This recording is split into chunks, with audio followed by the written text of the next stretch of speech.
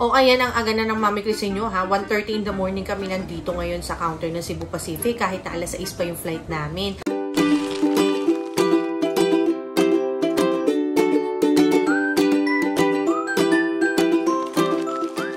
Hi everyone! Welcome back to another vlog. Nasa lakaran tayo ngayon kasi pupunta ang Mami Chris ninyo sa PSA.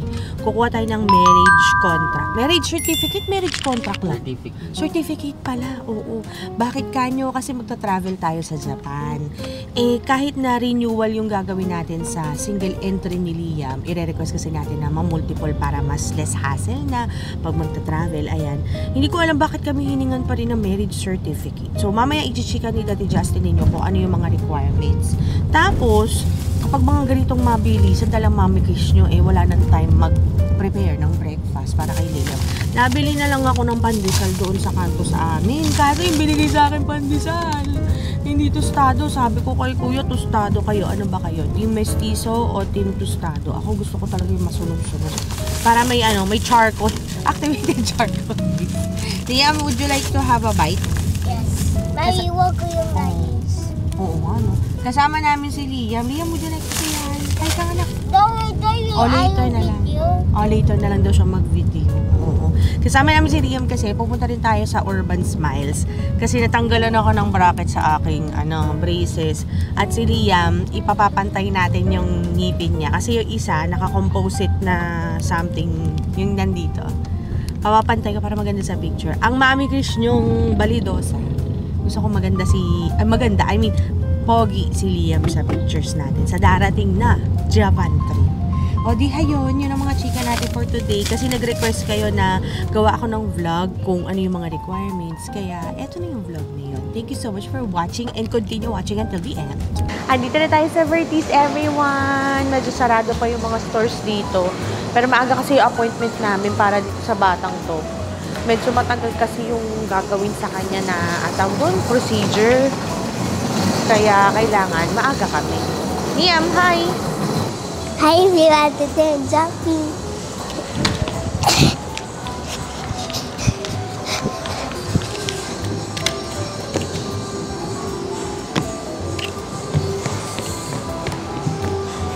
Welcome to Urban Smiles, ate. And this is my set that had singled. And this one that I thought was here, but at the same time that it has with cavity. But at the same time that I have with toothpaste, it's a kit. Explain mo. Ay, sige. Adun ka na. Eh, susutan ka daw ni Madam. For haircut? Can you explain to us, Liam, what is singot? Singot. Yun yung tawag niya sa singaw. Singaw. Bigla naman naiya. Okay. Nagandahan ka kay Madam. Naiya ka.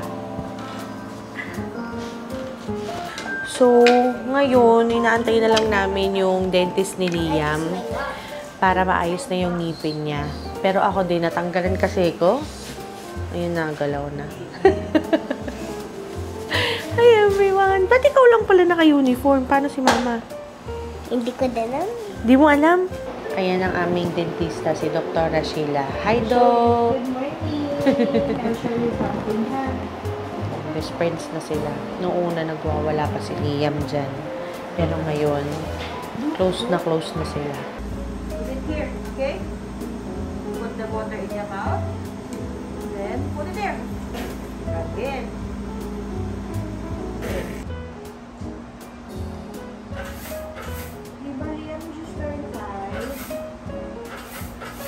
Tapos na si Liam, it's my turn. Natanggalan kasi ko dito. Kumain ako ng baked tahong kahapon. So, yung isang bracket ko sa dulo natanggal. So, kailangan na natin yung palitan.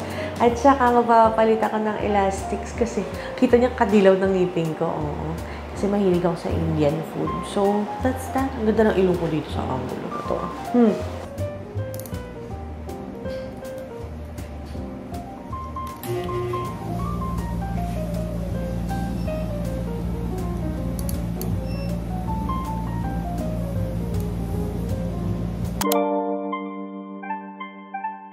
So, yung requirements natin para sa Japan visa, ito, binigay ng aming travel agent. Shoutout nga pala kay Ate Carol na inaalagaan kami every time may mga visa needs kami. Unang-una na requirement natin ay yung old and new passport. So, sa amin, kami nila Mami Chris, meron pa kasi kaming visa na multiple dun sa lumang passport. Kaya magkasama talaga yung old and new.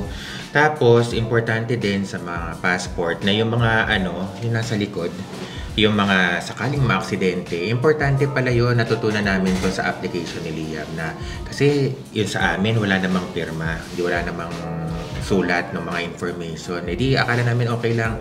Nung pinasa namin sa embassy, isa yun sa mga nasabi na dapat namin i-fill up. So, yun, lalo yun sa likod na part. So, by next na requirement ay yung visa application form. So, ito yun.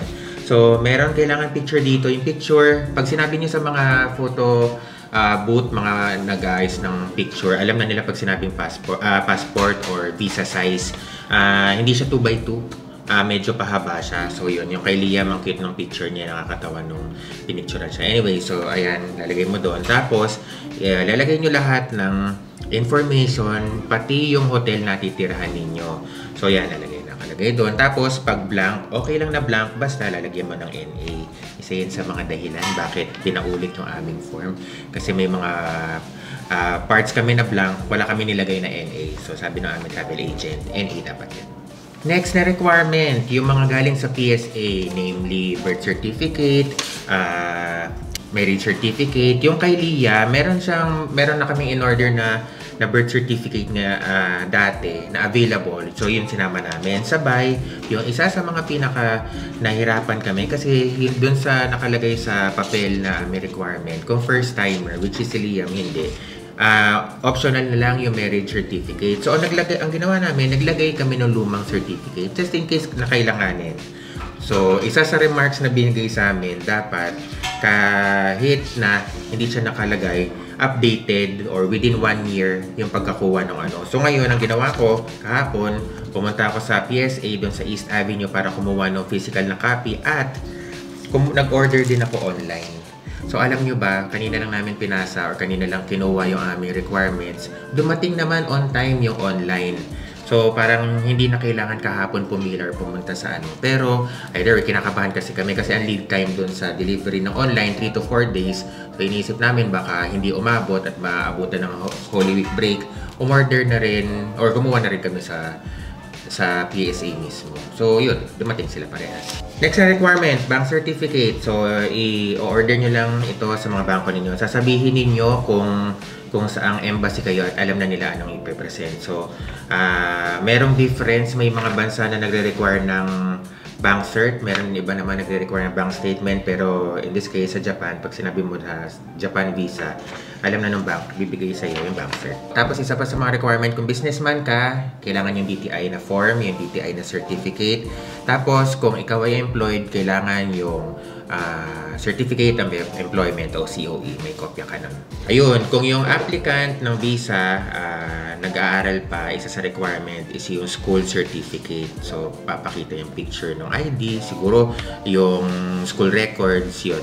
Kailangan isama yun. Nga pala, kailangan na affidavit of support para sa mga minors.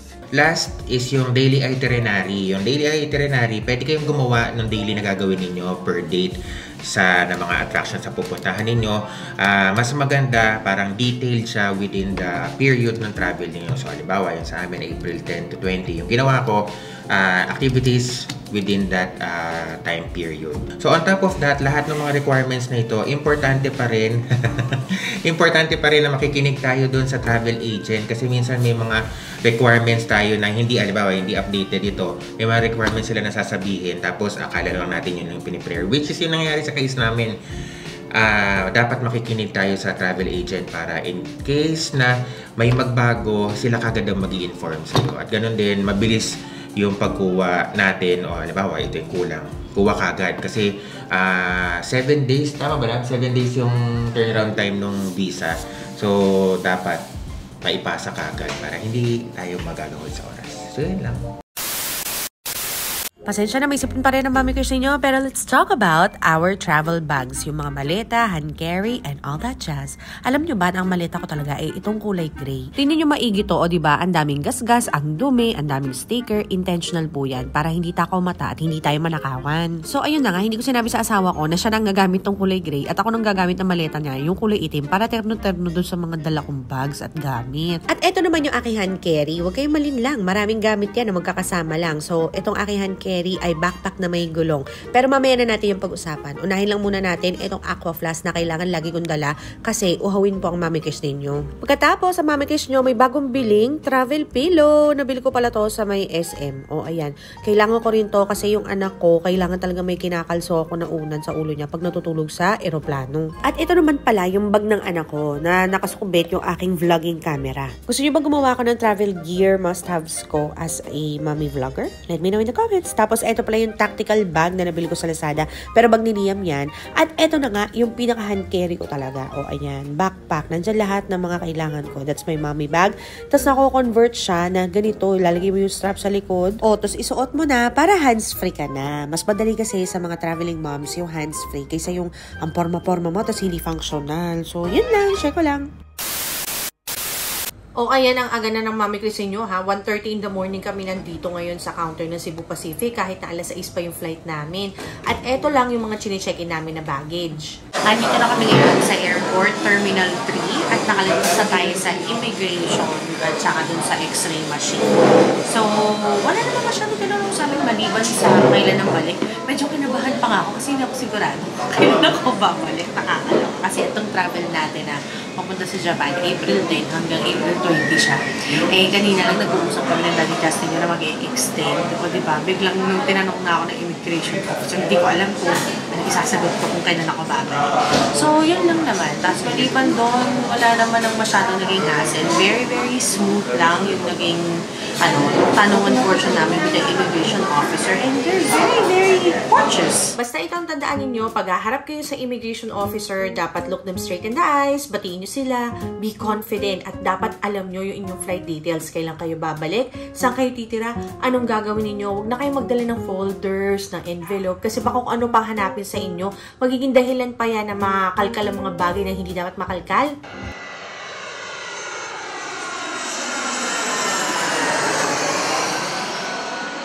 And we're landing! It's now 9:40 in the morning. I'm doing a voiceover kasi hindi pala naririnig yung sinasabi ko ang ingay sa loob ng eroplano.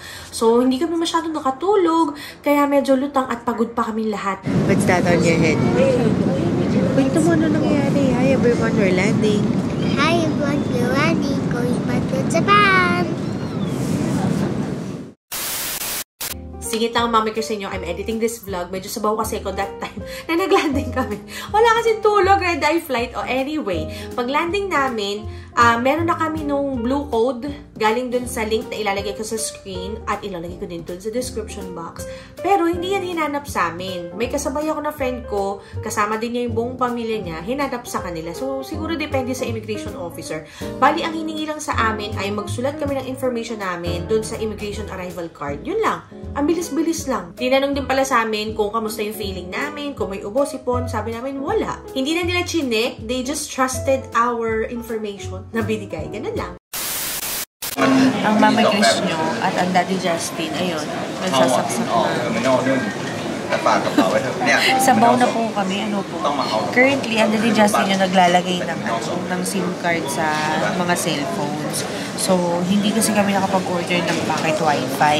At saka, base sa competition namin, mas mura talaga ang SIM card kaysa sa packet wifi. O baka may magtanong sa inyo, Mami Chris, bakit hindi kayo mag-packet wifi? Mas madali yun, mas marami makaka-connect. Ba't kayo nagsi-SIM card? Okay, ganito kasi yan. Nung isa sa mga trips namin sa Korea, nagkahiwalay kami ni Daddy Justin nyo sa Ensol Tower from point A to point B. Ganun kalayo hindi kami magkausap dalawa, gawa ng wala akong access sa internet kasi yung packet wifi nasa kanya. So sabi namin, kanya-kanyang cellphone, kanya-kanyang SIM card para may kanya-kanyang internet. Lahat may access. Ganun. Kahit na magkahiwalay, at least panatag kami na makaka-communicate kami sa isa't isa. At saka eto pa ang downside ng pagkakaroon ng pocket wifi ha. Minsan magiging cause of delay yan kapag iiwan mo na yung pagpa-uwi na kayo sa Pilipinas. O hahanapin mo yung counter, minsan sarado dito sa floor na to. Bababa ka sa ganito. Hindi ka pa nakakadaan sa immigration, hindi ka pa nakaka-check-in kasi hinahanap mo kung saan iiwan yung pocket wifi. So ayun, medyo hindi siya convenient para sa mga nagmamadali palagi kagaya namin. Ang problema ko lang sa SIM card, gawa nga nang naka-postpaid tayo sa Globe, hindi ako pwede saksakan ng ibang SIM card. Kaya ito na naman ang mami issue. Actually, I'm thinking of, bumili na lang siguro ko ng iPhone dito. Kasi mura ito mga iPhone dito sa Japan. So, baka bibili ako ng iPhone para masaksakan ng SIM card. Ano ba ba? Maya-maya onte, itutur ko kayo sa Airbnb namin. Medyo sabang na yung mami issue. Antok na antok ako. O, diba, namumutla. Namumutla na ng maigi, nakakaloka. So, update ko kay Mami. Liam, say hi ka muna sa kanila. Pagod daw siya. Sige, update namin kayo later. Tapos, hanapin nyo lang pala yung mga ganitong klase ng ATM. Hindi na kami nagpapapalit ng foreign exchange. Mas gusto namin nag-withdraw na lang sa ATM kasi mas, feeling ko mas tipid siya at saka mas makuha mo yung value ng peso. So, ayun. Singit lang ulit ang editing mommy cares ninyo. Pagdating sa aming travel money, ang ginagawa ko talaga, so mag-aalat kami ng mga siguro 5 to 10,000 pesos para ipapalit sa money changer. Ganong halaga lang. Kasi, para halimbawa, pagdating namin doon sa lugar kung saan kami pupunta, halimbawa kung sa Singapore man yan, sa Korea or sa Japan, may pang-taxi kami, may cash kaming hawak. Pero yung chunk ng gagastusin namin na pera kung saan kami magta-travel, usually yan ay wini-withdraw na lang namin sa mga ATM.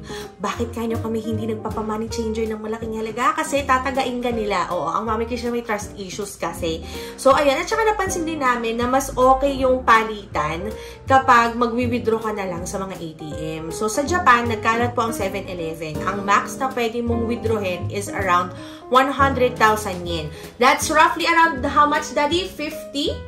42,000. 42,000 pesos. O, diba? So, magwi-withdraw ang mami cash nyo siguro hanggang mga, let's just say, mga 100 to 150,000 yen para lang may cash kami. And then, the rest, ginagamitan ko na ng credit card.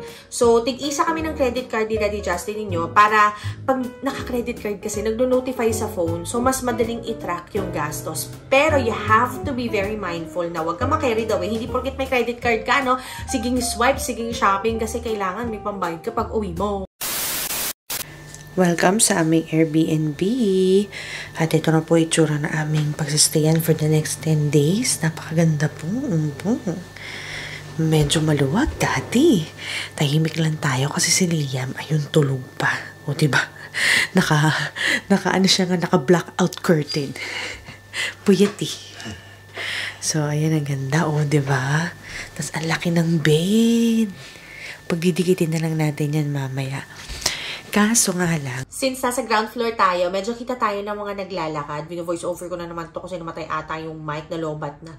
So, ayan ang kabuuan ng aming Airbnb. Ilalagay ko na lang yung details ito down below. Sorry na lobat na yung ating camera. Ito pala yung itsura na ating laundry area. Look at that! Ang mami kasi hindi mabubuhay ng walang washing machine kapag nagta-travel. So, buti na lang meron tayo dito. Tapos, ayan, may bathtub. Tingnan natin sa kabila. Anong meron sa kabila? Siguro ito yung toilet. Oh, ito nga yung toilet. O, di ba magkahiwalay? Di ko maamoy yung gearbox ng Daddy Justin nyo. Ever since, hindi talaga kami masyado nag-hotel. Mas nag-Airbnb kami kasi may washer. Unless na lang yung hotel room na pagsastayan namin, merong sariling washing machine. Meron naman doon malapit sa amin na coin laundry. Pero kasi kagaya nung nangyari sa Hong Kong, napansin ko, sige, fine. Sinabi ko kay Daddy Justin na, sige na, pagbigyan ka na ako na i-book yung aming accommodation sa Hong Kong kasi may malapit naman na laundromat, ganyan. Naku, kakain ng half a day yung paglalabas. So, sayang sa oras, sayang sa value ng binabayaran mo for your travel. Kaya ang ginagawa ko talaga, nagre-request ako kay Daddy Justin yun na mag-book ng Airbnb na may sariling washing machine para pag uwi namin, siging laba araw-araw ang mami Chris ninyo. Oo, nagbabaon ako ng sarili kong laundry detergent. So, dito sa trip na to, nagbaon ng mami Chris nyo ng 6 na sachet ng surf para good for 10 to 12 days. O, ayun. So, ayan, sana nagustuhan ninyo ito ating video for today. Sana nakatulong to sa mga family travelers na kagaya namin na nag-iisip na lumipad sa Japan. If may questions pa kayo, i-comment na lang yun dun sa comment section below kasi gagawa pa ako ng Q&A na video na merong kasamang Japan haul. Abangan nyo yun! And thank you so much for watching. I will see you again next time. Bye!